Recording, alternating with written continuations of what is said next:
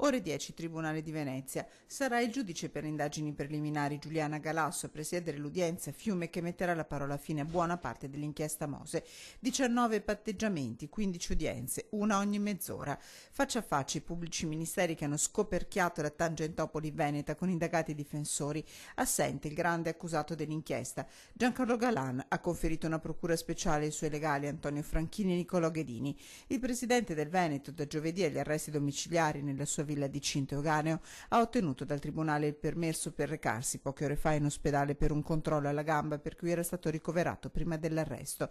Sereni difensori, il patteggiamento a 2 anni e 10 mesi di reclusione e 2,6 milioni di euro di confisca dovrebbe essere sicuro. L'accordo raggiunto con la procura è un accordo abbastanza equo nelle condizioni date, quindi non vedo perché il giudice non dovrebbe ratificarlo. Nessuna ammissione di responsabilità con il patteggiamento, ricordano i legali. L'onorevole Galan nega in forma assoluta qualsiasi responsabilità in ordine ai reati di corruzione che gli vengono contestati. Pronti i legali, se l'innocenza non verrà riconosciuta, a ricorrere per Cassazione contro la sentenza. E su un punto l'ex presidente del Veneto non è pronto a mollare, mai ricevuto uno stipendio milionario dal Consorzio Venezia Nuova. Questo è il punto, diciamo, che lo ha fatto stare più male, nel senso che è del tutto inverosimile che abbia ricevuto una cifra del genere nel corso degli anni.